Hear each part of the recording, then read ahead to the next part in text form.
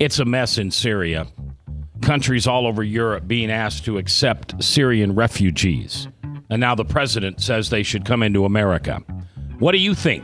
We'll talk about it live here on The View with Tom and Tamara.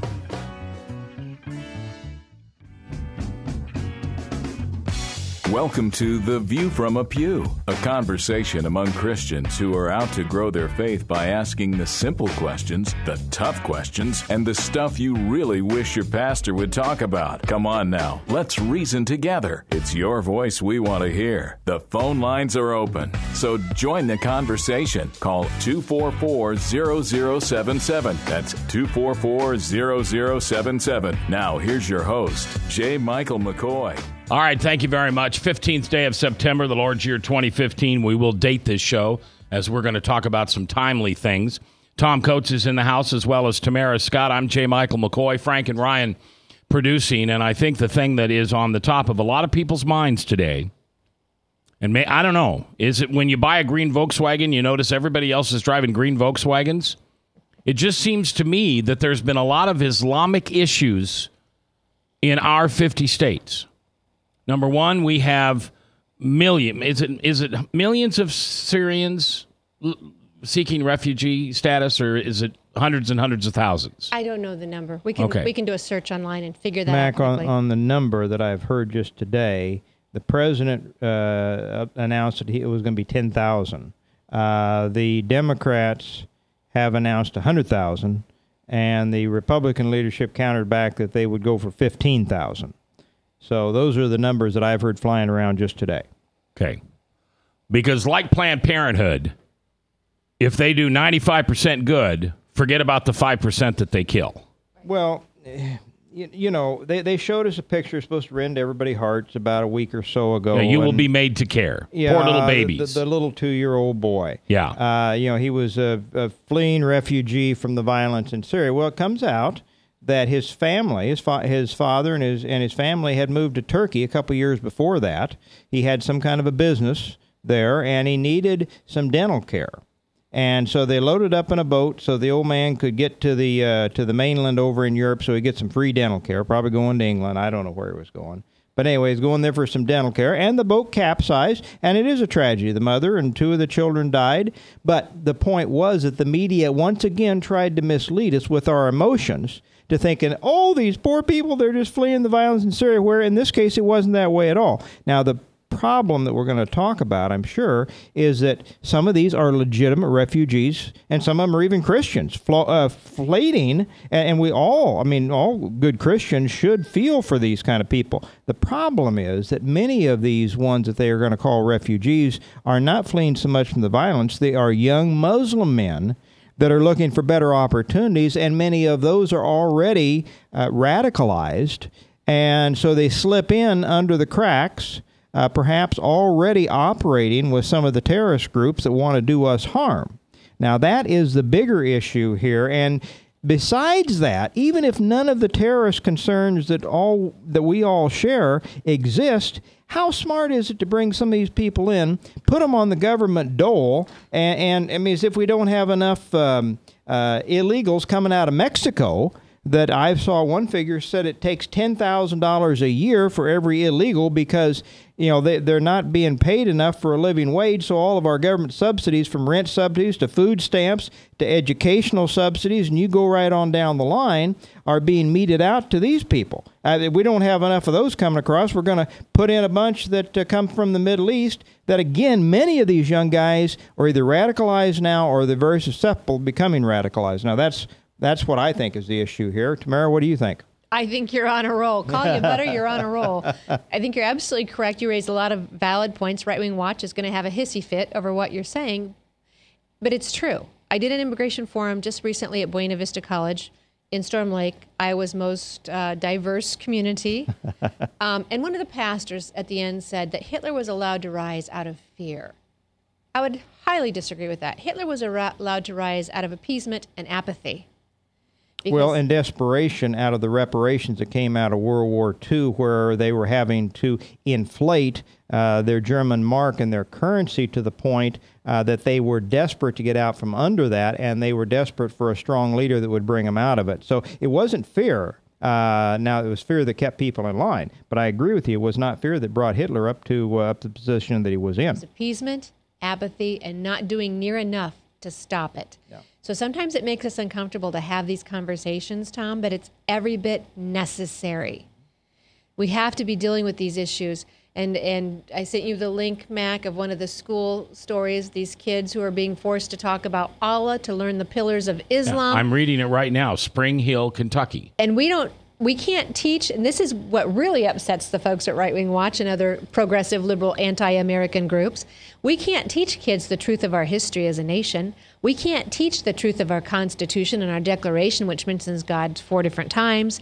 Our Christian Judeo principles, that gave us the First Amendment. That freedom of liberty, that freedom of religion, freedom of expression, freedom of association, that came because we were a Christian nation. Well, a lot of people think that the letter from Thomas Jefferson to the Baptist pastors has more weight than what's actually in the Constitution. The average, as Mac, when some of them call them low information voters, think that that's more prominent in the Constitution than what's in the Constitution. Well, but let's go. You're absolutely right. And that's what they want to come to, or they want to come to. Separation of church and state. It was what they always quote, and I always ask them, where is that at in the Constitution? Yeah. Find that for me. Well, I've heard it. It got to be in there. Not until Johnson put his amendment forth in the late 50s, early 60s, because he was irritated with pastors for speaking out against him, trying to put a squelch on the church. So let's talk about this. We as a Christian nation, we are America. We want to help people. We want to do the right thing. But there is a difference, and you would think the liberals of all people would get this, the atheists of all people would get this. There is a difference between what the government is called to do and what we as Christians are called to do as a people.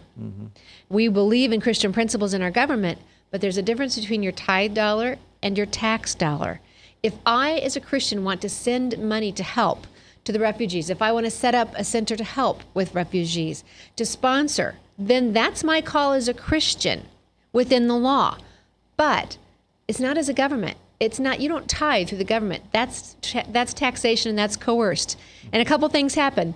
You lose the ability to be blessed by God for your obedience, or to be corrected by God for your stinginess, for turning the other cheek. So we do these as individuals, not as a government. And there's a danger when you do it with a wide open swath, no verification of who is coming in. We don't know. This is not how our country has operated in the past, when we were the melting pot, when people recognized the beauty of bringing so many folks together.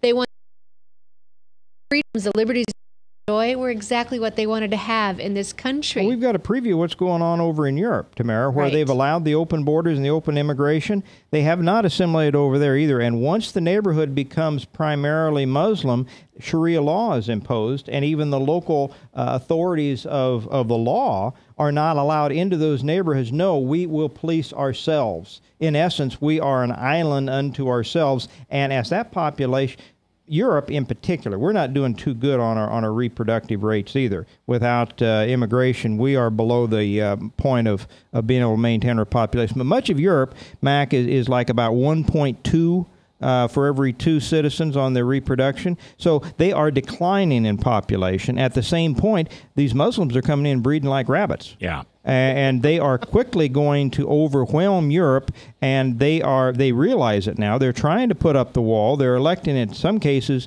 leaders that will try to do something about that, but they've already let the horses out of the barn. They're trying to round him back up and put him back in the barn. We are still, to some degree, island America. We're not willing to take care of our own borders, especially in the southern part, but we do not have to import them from overseas for the very thing that we can now already see a preview in Europe. Right. And they've got radicalized issues and neighborhoods that are running Sharia law.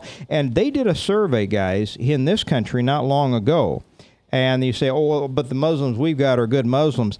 The majority of the Muslims that were polled said that they thought that they should be guided under Sharia law, and almost a quarter of them said they thought violence was acceptable to achieve Sharia law. Now, do we want a whole bunch more of those people? I know the immigration thing.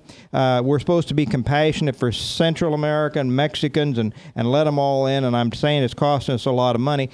For the Democrats, it is essentially a voter recruitment tool. They don't care. I mean, other people's money means nothing to them. But if they can, and they are coming closer and closer to taking over some of these areas, especially in the Southwest, where even though there's essentially a conservative native population, the Mexicans, which typically will vote at about 70-30, 70% you can count on in general voting for the Democrat.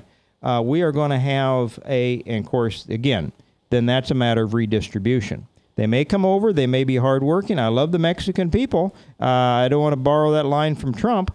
I do, but I do not want them coming over, living off the government teat, and I do not want them coming in here and voting for people like Hillary Clinton and other Democrat politicians that are nothing more than wanting to redistribute the money in this country. 99.3 The Truth here on a Tuesday afternoon. Tamara Scott along with Tom Coates. I'm J. Michael McCoy, Frank and Ryan producing. Now, let me just walk through a little government exercise for a second here with you, Tamara and Tom. If the City Council of Des Moines was all of a sudden deciding we were going to have Sharia law within the borders of Des Moines proper, they could do that, right? I don't know that they can just usurp. Well, didn't they do that in Michigan? Dearborn, Michigan, there is a place, and what Tom was talking about in Europe are no-go zones. You can do a search for no-go zones. They have them in Paris. They have them in several of those countries, and it's not just where they've democratically said we're going to vote this. It is so dangerous that police don't go in. De facto, yeah. So if you go in, you're on your own. I, as a blonde, blue-eyed, would not go in. Just would not be smart. So in Dearborn, Michigan, I don't know that they voted or didn't vote it. I don't think it was a vote. I think it's just de facto. When the powers to be gets to such a point and they are militant and they are willing to use force to enforce this, then you don't have to vote it into the city council. I don't know if it's legal that they could vote into city council. Certainly not to usurp the state or the federal laws in some regards. But, boy, it doesn't matter what's voted in. If they reach a certain level of population, they do go ahead and take over. I used this phrase last week.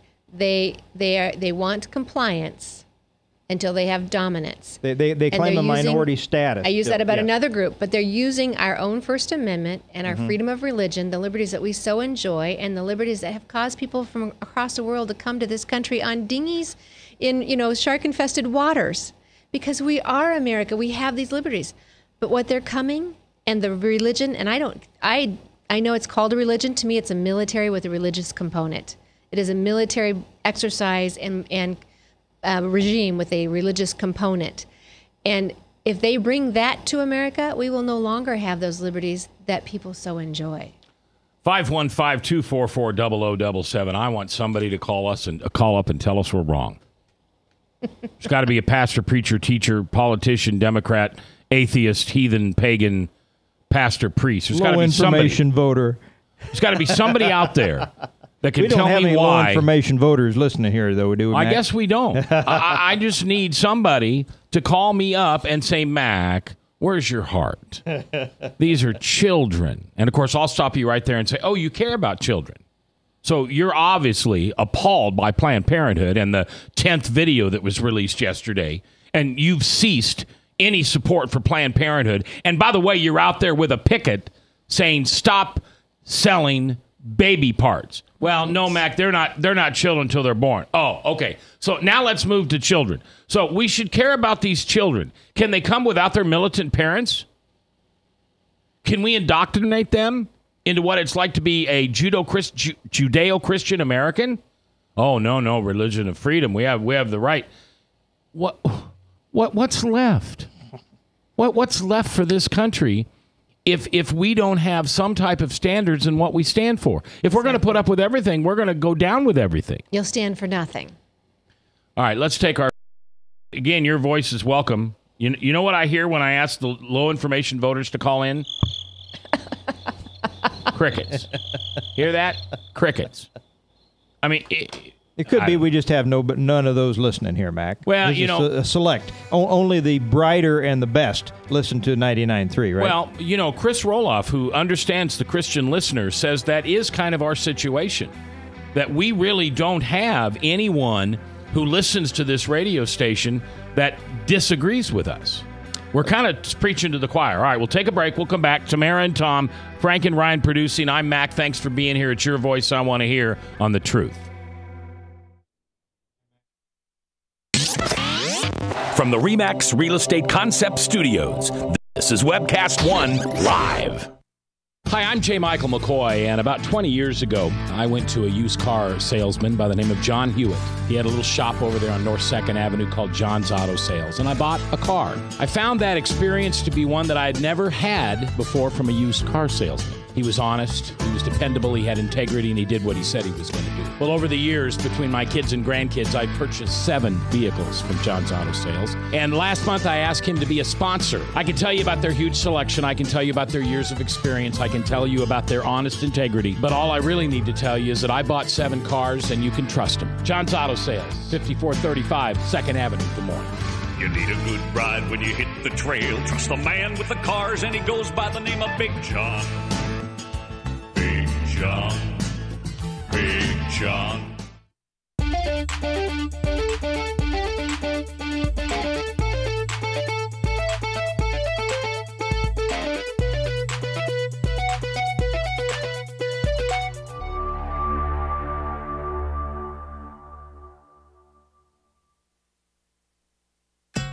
Credit cards are like grandkids. They love you, sometimes get out of control, and it's fun to get a new one. Who can stop them from piling on? Hi, I'm Tom Coates with Consumer Credit of Des Moines. At the end of the day, you can return the grandkids, but you're stuck paying off bad credit card debt. We'll help you put the fun back into using credit cards responsibly. Right, kids? Yeah! If you need help getting credit cards off your back, call Consumer Credit of Des Moines.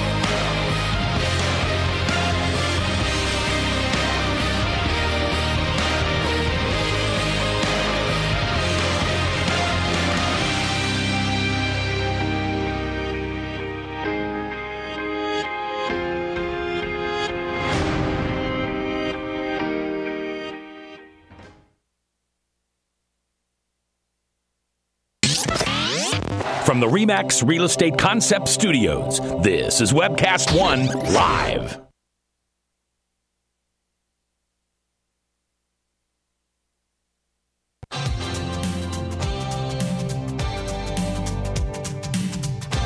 If you sit in the back pew or the front pew, it's your voice we want to hear. The phone lines are open, so call 244-0077. Now, here's J. Michael McCoy. All right, 21 minutes after the hour on this 15th day of September in the Lord's year 2015. You know, I've been in radio a lot of years, and I've never preached to the choir, and this is very unusual for me. I've always been on secular radio, and you could always count on both sides' opinions being had. It's hard for me to accept the fact that what we're saying on this, not what I'm saying or what Tom's saying or what Tamara, what we, as I think pretty fairly intelligent, up to date with what's going on in the world, we all love Jesus. We put him first. That's our faith. We try to live it the best we can. We're not perfect. But we're not just a bunch of yahoos sitting in a coffee shop talking about, let's talk about the garbage delivery that wasn't last Monday because we had Labor Day in the garbage bin. And then let's all our wives and spouses and kids nowadays. And, oh, by the way, how's your thing with Jesus? This is what we do. And yet there isn't anybody out there that loves Jesus who thinks that we ought to let these Syrians in. Why isn't that voice so loud that those people in power are being deafened? They're going deaf by listening to these voices. Well, it's the same kind of frustration, Mac, that we share with the Republican leadership throughout this country. And I think that's the thing that's given rise to the Donald Trumps. The idea that our leadership, instead of talking about the things that we're talking about so far on this show with this immigration, they're willing to compromise with 15,000. You know, Obama says, well, let's bring 10,000 in, and then the Democrats say, hey, about 100,000. And they say, well, let's just go with 15,000. I mean, how spineless. Do like Ronald Reagan did. Take it over the heads of the media. I know the media is not going to give you a fair shake, but take it over the heads. Go to the American people, you know, and make your case. And instead, you got to wonder if McConnell and Boehner, you know, they just lack the guts at times to... They've been bought and paid for. Why in the world, when you see what's happening with Donald Trump, do you not get up on your hind legs and pick a few positions, like this one perhaps, that they could actually make a case? They say, and don't worry about shutting the government down. We talking about Planned Parenthood? I mean, why? Well, yeah, the millions of dollars going into Planned Parenthood, you know, well, that's actually not going for abortions, Mac. You know that.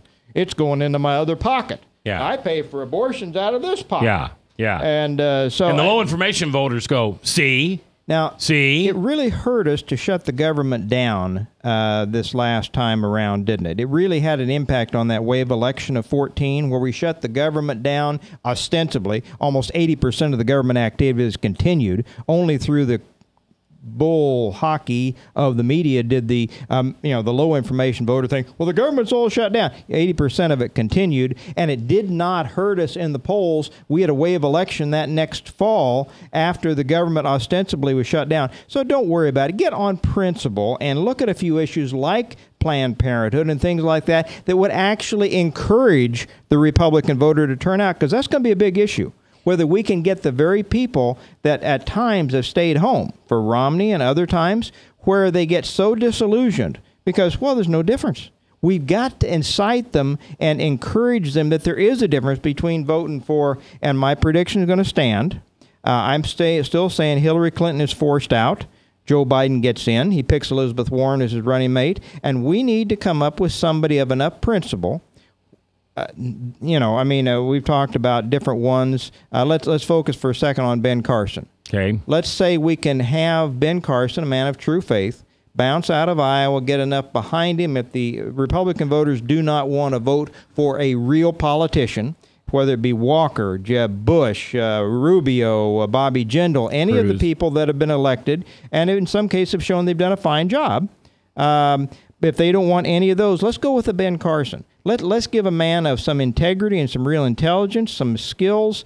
Let him get in there. And they say, oh, I heard a guy say today that's a Politico say, well, Ben couldn't handle a debate with either Biden or Hillary. Oh, they're skilled politicians. I said, that's exactly what I said with Joni Ernst. I said, I'm afraid Joni won't be able to debate Bruce Bailey. And Mr. Bailey did poorly against her. Yeah. There are a number of debates coming up for the Republicans. There's very few coming up for the Democrats, and neither Biden. I think Biden is still the guy, and he's going to wait until Hillary totally implodes and they shove her out of the way, and then he's going to step in later this fall, and he's going to pick Elizabeth Warren so he gets the women that have been disgruntled again because Hillary's been pushed out of the way, and he's going to be the guy we got to focus on. That's my thinking. And if I'm right, a guy like Ben Carson could do just fine against old Uncle Joe.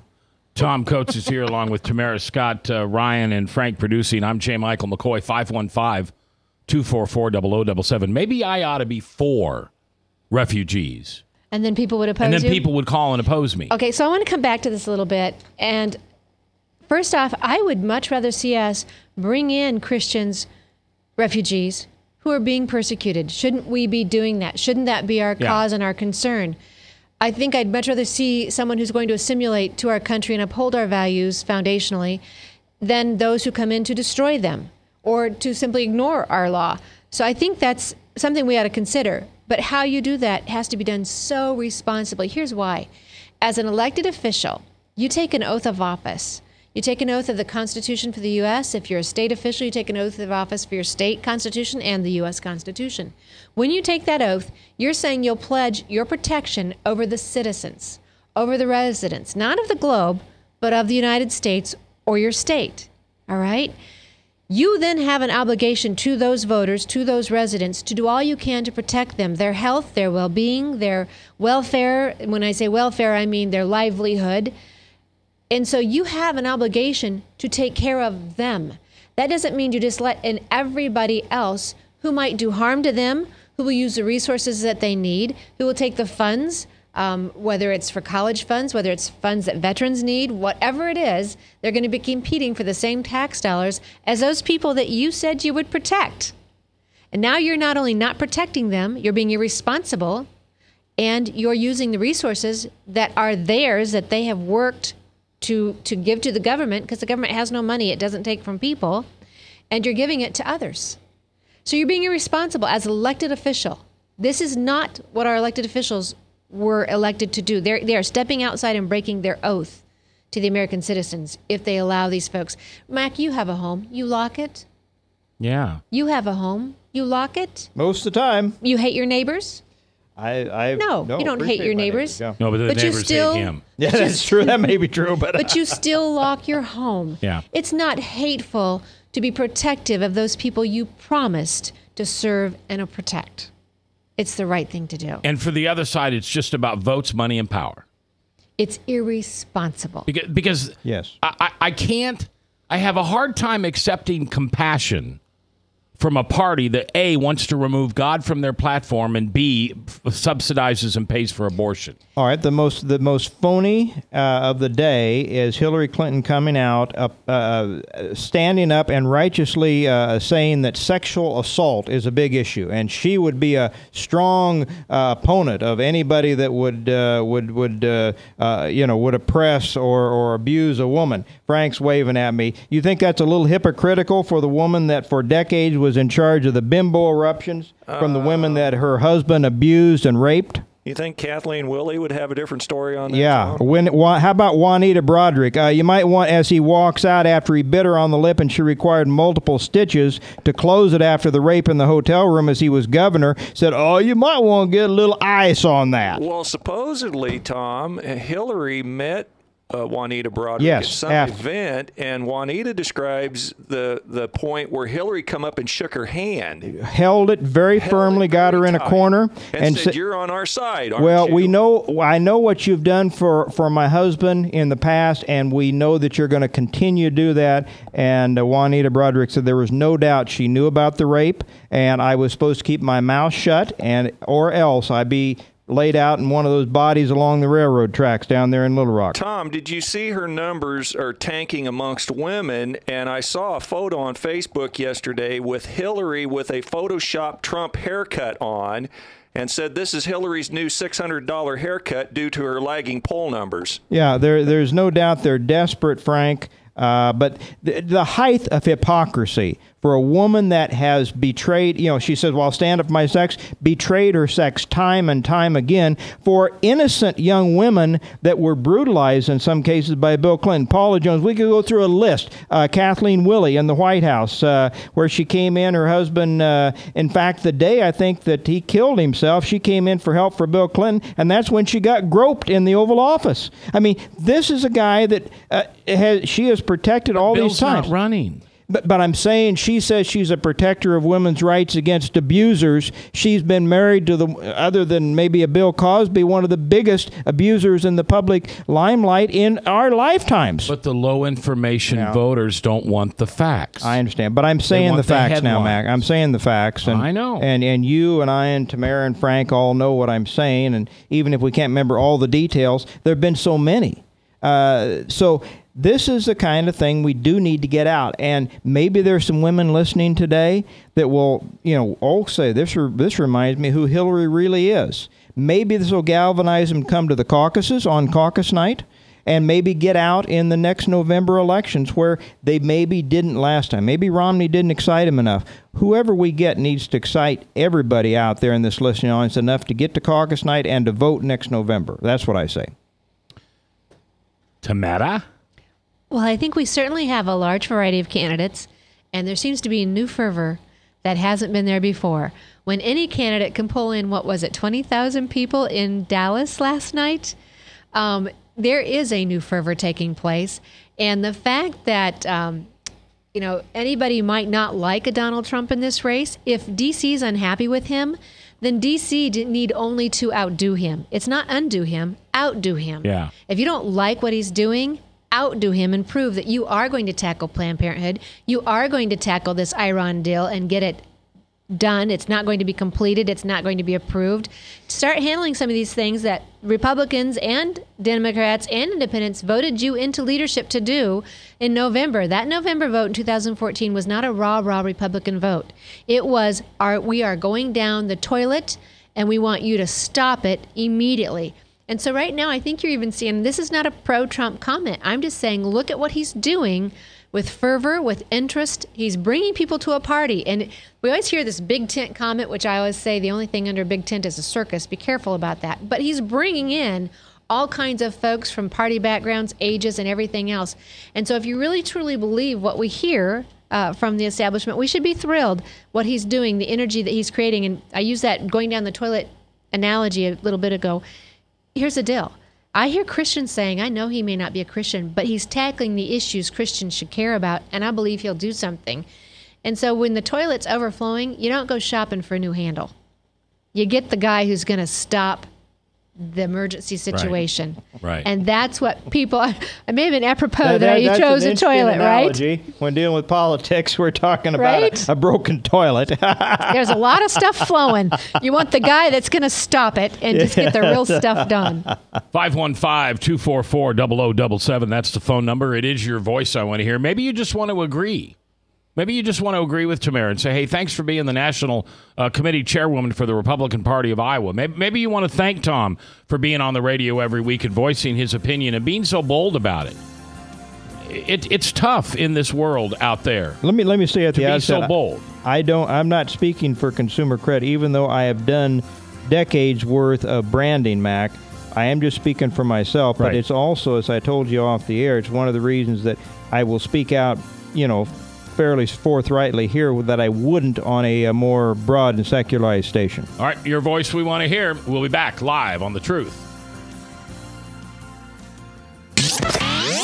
From the RE/MAX Real Estate Concept Studios, this is Webcast One Live. I'm Brian Leach, owner of Service Legends, and my position is Chief Talent Officer. I'm Nicholas Wonderscheid. I am Bernie Hobbs. And I'm the Service Manager. Marketing Director and Client Relations Manager.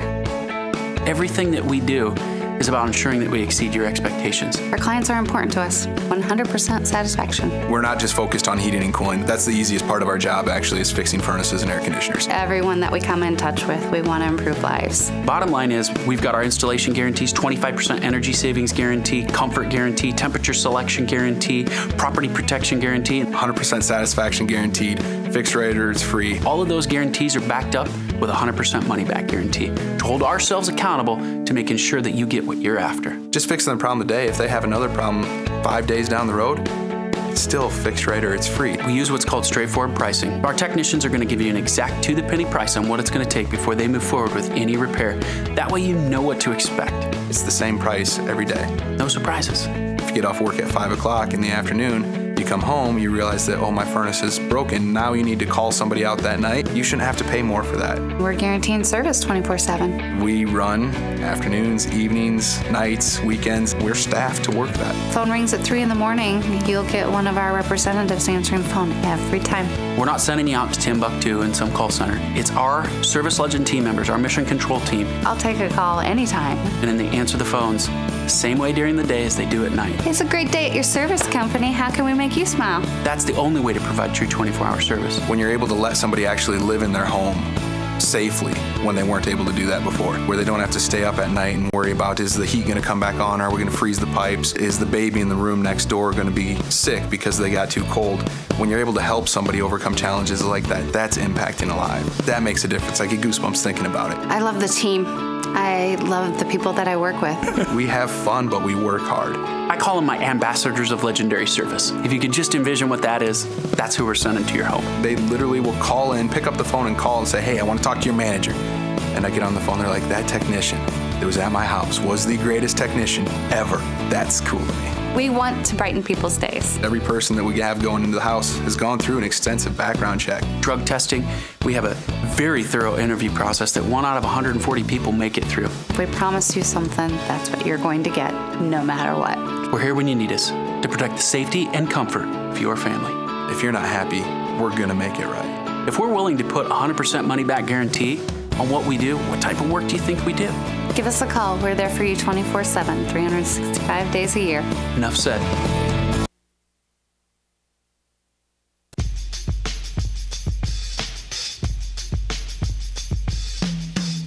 If you sit in the back pew or the front pew, it's your voice we want to hear.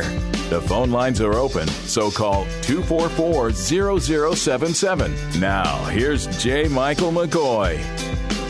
All right, 22 minutes before the top of the hour, Salem Radio Network News at the top of the hour. Difficult conversation today. A lot of emotion, a lot of stuff on the line. You know, I've got a 17-year-old grandson, and I have a 15-year-old grandson, and I have almost an 11-year-old granddaughter.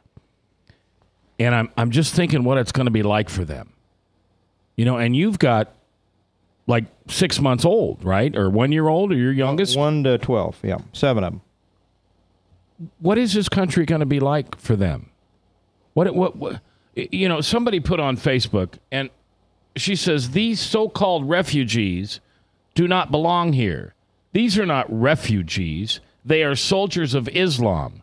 They come to kill, deceive, and destroy our way of life. They are raping and murdering the women and children in the detention camps in Europe. Why are we even considering to let these 100,000 of these animals loose in American society? Amen. That's well said. This is the concern: is we want to know there are refugees that need our help. There really truly are. It's tragic. It's a horribly tragic story. That's the difficulty. We need to be responsible as a Christian government. And I understand not everybody in the government's Christian, but our foundations are, like it or not. And so we need to be responsible how we bring people in. If we bring in everybody, we can't possibly help everybody. So is that compassionate? How is that compassionate? I say it's not compassionate to allow what happens at the southern border, to entice people to sin, to entice people to break the law, to put their families in danger, to send their kids over alone. When Donald Trump made that comment about the 80% rape, I got online to see if there was truth to that. And there are several articles that say, yes, indeed, not only is it truthful, women are taking birth control pills. They're giving birth control pills to their daughters when they cross the border because they expect to be raped. And they cannot report it. For many of them, they're in Mexico illegally, coming from Honduras, coming from other countries. And they know if they report a rape that they'll be sent back and deported. Look at what we're causing people to do. We're enticing people to sin. That's not good policy. That is not good government. And I even hear out of Christian evangelical movements, who, by the way, worked with the Obama administration on the immigration table. Well, that should be a red flag right there. Yeah. I'm hearing this push that we need to allow this. We need to welcome these illegal immigrants because that's a mission field. Friends, we can go across the street to a mission field.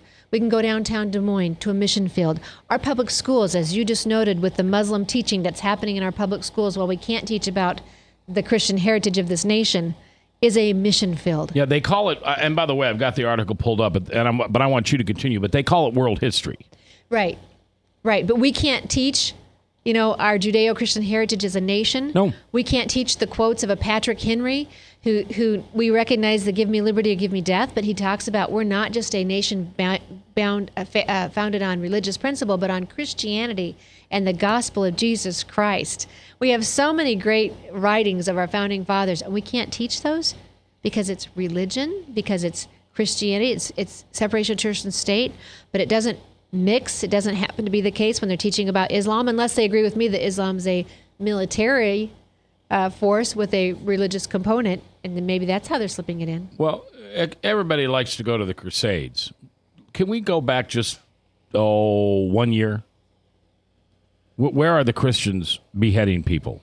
Right. Where are the Christians killing people? Now, does Islam see us as we see them? Do they think we're terrorists who came into Iraq or come into Iran or wherever we go, have we started this fight and we're just not willing to take responsibility for how we're perceived? Whatever public relations spin they wish to put on it, the truth is that if someone who would shoot or harm another person under the guise of Christianity or the gospel or religion, they're stepping away from biblical teaching. Jesus Christ came to heal. He came to heal the man who was paralyzed, where Muhammad came to destroy and took off legs and limbs. Okay, now when I bring that up to a Muslim, someone who follows Islam, because I have friends who are there, they say that I'm taking the Quran out of context, just as somebody might take the Bible out of context, that if you can't look at somebody correctly, pop your eye out or cut your arm off. Right. But Muhammad, what's the name of the thing that he put out? It wasn't the Hadith. The which, yeah. The Hadith. Now, that's where I think some more of the violence, and that's where they hang their hat. Some of this is coming out of the Quran as much as it was from the teachings of Muhammad and what he did, right? Dr. Stephen Kirby is local, right? Islam. Their imams, words from their leaders themselves, but he will tell you the violent verses supersede any peaceful verses. There are those verses that talk about no harm to an infidel. What people don't understand is if you are a non-Muslim, you are an infidel. Right. You are not innocent. And that is and that is their reason. And if you won't convert, then we'll kill you. That's right. At the very least, they'll charge you. Try to think of the name right now. The demude, the tax. They force them out financially. They kill you physically, or they tax. They put such a tax on you that you're forced out. Demitude or tax you for being of that faith. Right. So you have to just look at the fruit, as we say in Christianity. Look at the works. Look at the fruit. Look at the countries that are under Islamic rule. We don't see people flee freedom. We see people fleeing from them. And then we have people criticize us and say, you want a theocracy. No. America is a republic. We're not even a democracy. We're a republic. Yeah. I pledge allegiance to the flag and the republic for which it's. And there's a vast difference in that for another show. But there in the Middle East, many of those countries may be what we call a theocracy. I would tell you they're thugocracies. Thugocracies. They're thugocracies. We're actually a Republican Protestant. We're a Protestant republic. What did he say? He said we're a Protestant republic. Protestant republic is what he said. Constitutional republic, however people want to bring that out. The difference is, David Barton says, as a democracy is the majority rules, and if you just build a fervor, it's that 50+1, and at any moment you can create enough fervor, which you see the other side trying to do at some points. He said it's the best analogy, the best example he would have is when they hung Jesus Christ on the cross.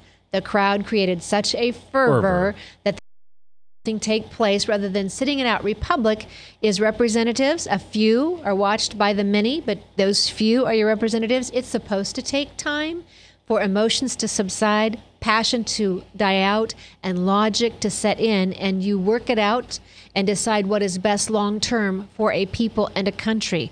The Constitution is a compromise of groups coming together, and they worked it together over, several days. It was a couple months to figure out what was the best thing for this country long-term. We are not a theocracy. You know, if you take just Des Moines, Iowa, and the number of murders that happen here, the majority of them are caused by minorities, especially when you take the percentage of population compared to the amount of crime. No question. You know, I've never understood when somebody says that 58% of all crimes are, and I made that number up, 58% of all crimes are committed by African Americans, so that means we're picking on them. No, how about just the fact they're committing more crimes?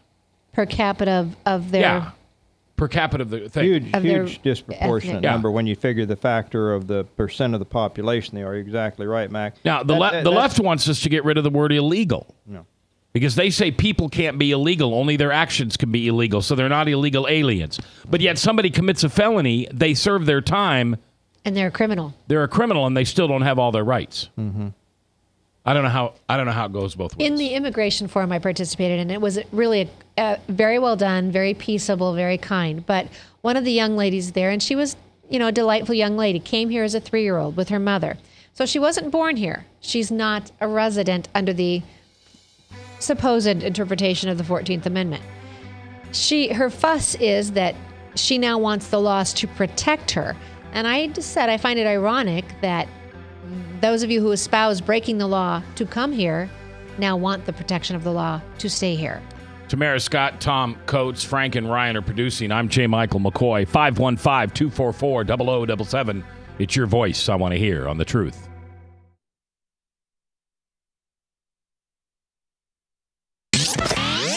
From the RE/MAX Real Estate Concept Studios, this is Webcast One Live.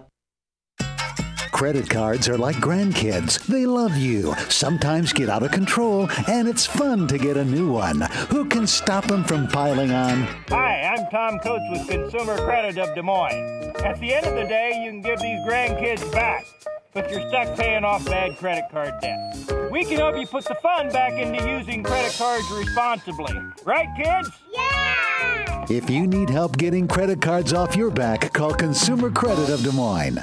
Hi, I'm J. Michael McCoy, and about 20 years ago, I went to a used car salesman by the name of John Hewitt.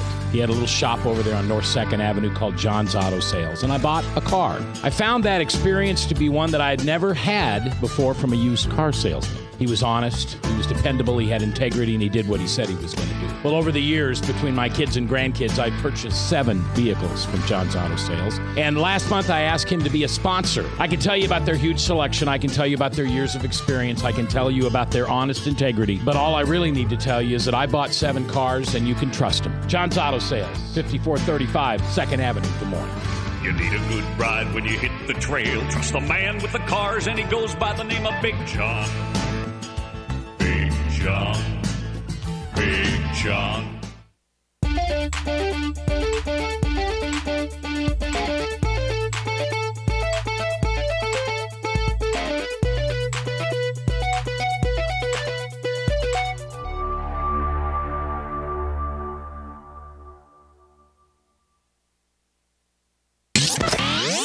From the RE/MAX Real Estate Concept Studios, this is Webcast One Live.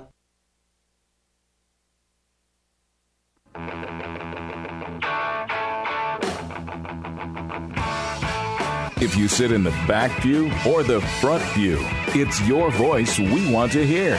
The phone lines are open, so call 244-0077. Now, here's J. Michael McCoy. 10 minutes before the top of the hour, Salem Radio Network News at 3 o'clock. We thank you for joining us this day and every day between 2 and 3 o'clock. It's called The View from a Pew. It's a little in your face. I understand that. But isn't it time? I'm a young Christian, less than 5 years. I admit it. Prior to 5 years ago, I was a God guy. Well, what do I need with Jesus? I don't get it. If I got a relationship with Dad, what do I need the Son for? People would say, well, you're a Christian. No, you guys are too happy. You're too passive. I'm an Episcopalian. Yeah, that shows you my ignorance. Who's passive now? Yeah. And so for the last 4 years, I've had the incredible opportunity to study the Gospels like I've never studied anything else in my life. I'm a college-educated man, and I skated through college. My mother will tell you this is funny, I never brought a book home in high school. Never once. I just skated through. I skated through college. What did I care? I've been diving deep into the Gospels. I've gotten all the way through the 4 Gospels. I've gotten all the way through Ephesians. I've gotten through Romans 3 times. I'm about ready. I'm in Hebrews, and I'm about ready to start Acts next year. And I got to tell you, this Jesus that everybody told me who Jesus was, this tall white guy with blue eyes and long hair and peace, love, turn the other cheek, I'm not finding that guy. I'm finding an arrogant, outspoken man of God who will not allow the law, the Pharisees, the community to determine what is right and what is wrong. People say, what would Jesus do? I'll tell you what Jesus would do. Jesus would tell you to kick the Islamics out of America, wouldn't he? Send your money over there. Send it to who just locked all the gates? Hungary? They put up all the fences. They ran down the railroad tracks. Right. I think you're right. It's one of those. Let's send them $1 billion. I don't care. Why are we allowing the Antichrist, the people who want to kill Christians? No, I'm sorry. Who are killing Christians? Just go to your Google, YouTube, Christians being beheaded by ISIS. You don't have to wonder anymore whether they're doing it. What would Jesus do? I don't think he would passively allow his murderers to walk into this country and murder the children he loves so much. Well, I think you can just look back to the Bible. I always say it on the show that I host, that if God expects you to live through it, he's directed you how to do it. And when you go through the Old Testament, they were building the wall. There's a reason they had a wall around their city. Around Jericho. It was to protect them. And there were walls around several cities in the Bible. And even while they were building that wall, I think it's in Nehemiah, they said, have your weapon in one hand while you're building with the other hand. Yeah, rebuilding the wall. That's so they were not only building a wall for security purposes, but they had the weapon in hand to protect them. And the scripture says that he guides my hand as the warrior. I think that's David that says that. So there are ample reasons, ample examples in the Bible where God tells us to protect ourselves. The Old Testament is quite violent when you read through it, and it was communities protecting to uphold biblical principles. Well, speaking of the biblical, I just sent the biblical text of the day yesterday to a Democrat friend of mine, Ecclesiastes 10:2. You know what that one says, Mac? No, I don't. I do. Do you? I do. Tell them what it says, Tamara. The wisdom of the wise lean to the right, and the fools of the left, and the fools lean to the left. He had to look it up, and then he came back at me. Oh, another misinterpretation. I don't know if all interpretations have that right and left, and I thought, isn't it just funny? Does God have a sense of humor or what? The wise head to the right, and the fools head to the left. Enough said. Well, I just, I don't get it. You know, I'm in this club called Christianity because Jesus paid my membership. And unfortunately, I can't turn it in. I can't give it up. I can't. I've never wanted to hold on to something harder in my life. Yeah. I'm a divorced man. I know what it's like to no longer be raising your own child. But yet I wasn't willing to continue going down that road because of the grief that it causes. I'm not willing to divorce Christianity because of the grief it caused. But I'm getting madder and sadder at those people that sit in the pews next to me on Sunday. I'm getting more upset, more angry, and yet I pray for them even more because nobody is speaking out. You're talking about the goats next to you in the pew? Whoever. I'm. They're supposed to be sheep, but they're behaving like goats. Yeah, and they don't call on the show. They don't do anything. They just sit there. Well, I know the end of the story. Jesus is coming. We'll be okay. Well, he might not come before my grandson Luke has to face this in 5 or 7 years. Either way, it doesn't say sit on the bench and wait for me. It says be busy and occupy. Right. And if they were really a believer, and they really are concerned about their neighbors, and if you really thought Christ were coming that quickly, you'd be knocking on every door in your neighborhood. You'd be calling every relative you had, just like you do when there's a good sale somewhere and you want to make sure everybody gets there before it's over. How much more would you be calling and saying, listen, get your affairs in order, get your heart right. Christ is coming back. It kind of makes the heathenism of Black Friday really hold out. People are willing to millions of people are willing to stand in line at 3 o'clock in the morning to get a better deal on something. Yeah, on Black Friday. What better deal is there a relationship with Jesus Christ? And that's all for the supposed holiday to celebrate his birthday, which most often the guest of honor is not included. I mean, we talked about this on the show about a year ago. Tom, I know you were here. I don't know if you came in or not, but the lukewarm thing and Laodicea. I don't think those lukewarm people are on the golf course on Sunday morning or watching the NFL preview show. I think they're sitting in the pew next to me. Many of them. And it warns us in the Testament. I mean, it warns us that because you know him, Satan believes in him. Yeah, and he knows the Bible better than anybody. Yeah. It's not enough to believe. The demons believe. But the scriptures tell us, pursue holiness, for that which you will see me. That's in Hebrews. Ecclesiastes says our whole purpose is to glorify God. Well, it is irritating, guys, that some of the people we're talking about, the lukewarm, also think that they're above politics, too. Right. You know, and they will not engage in what we're talking about. Right. They're trying to establish a good, godly leader, and so, therefore, we're given an Obama. Right. Who may be the absolute worst president that we've ever had in our nation's history, top to bottom. Wouldn't he qualify as an antichrist? Not the antichrist. Not the antichrist. In the spirit of the antichrist. I think in the spirit of the antichrist, yes. I don't think he is the antichrist. Well, he has said that we're no longer a Christian nation.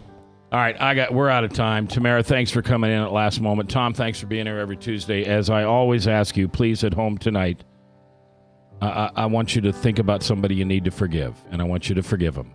Because as you forgive, you will be forgiven. Pray. Just pray. Please pray. I'll see you in church.